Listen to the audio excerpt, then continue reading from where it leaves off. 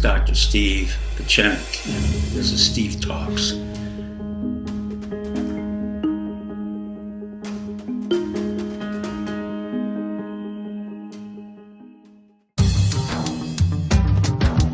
Hello, I'm Dr. Pachenik, and I want to address the issue of sexual harassment. Of course, it's abominable across the board, but what it really signifies to me is a far more serious issue, and that is the ascendancy of power in women, and this has been long overdue. 30 years ago, I wrote a book called Hidden Passions, and what I was really writing about was the fact that most women were doing everything for everyone, including the house chores, taking care of the kids, taking care of the husband, taking care of the partner, going to work, literally everything for everyone. And the one question I would ask them in therapy is, what do you want for yourself?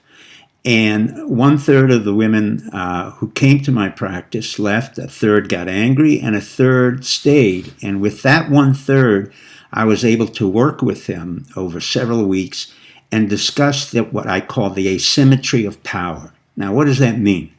That means in any relationship, all power is not equal between a man and a woman, whether it's in America, whether it's in Iran, whether it's in Israel.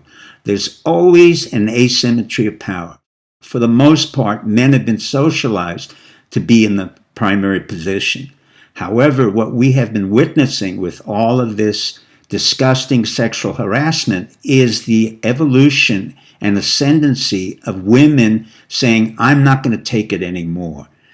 I've waited 30 to 40 years for that ascendancy of power so that women can now be on equal terms with men. That doesn't mean women haven't been on equal terms, but for the most part, women have always been in a secondary position.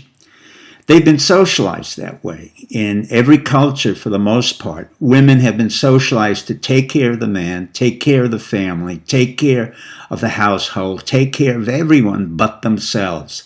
So what I called the hidden passion was really the hidden power that was within them that could come out and make it a relationship of equality. Ironically, I treated women who were in the law, women who were journalists, women who were politicians. And in fact, most of the therapy was not dealing with their past childhood, but dealt with the real strategies and tactics that women needed at that time and now at present to realign that power basis so they could be on an equal footing with men.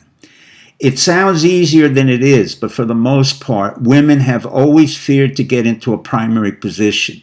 Why?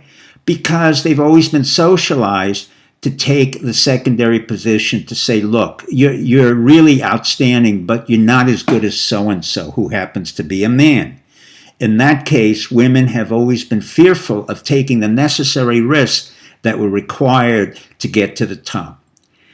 Ironically, one of the few organizations in the United States that gave equality to most women was the OSS and CIA. And what am I saying?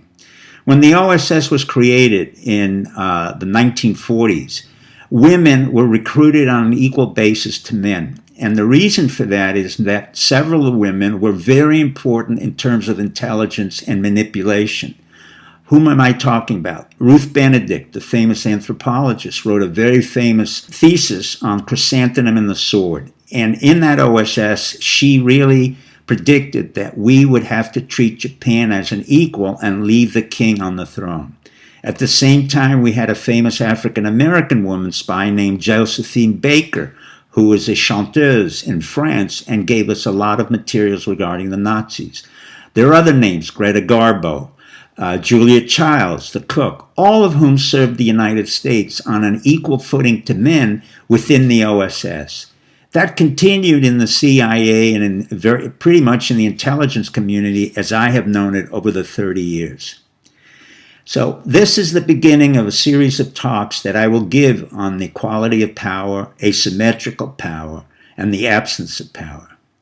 Let me quote Bette Davis, the famous movie star, who said the following: "Strong women tend to pick weak men."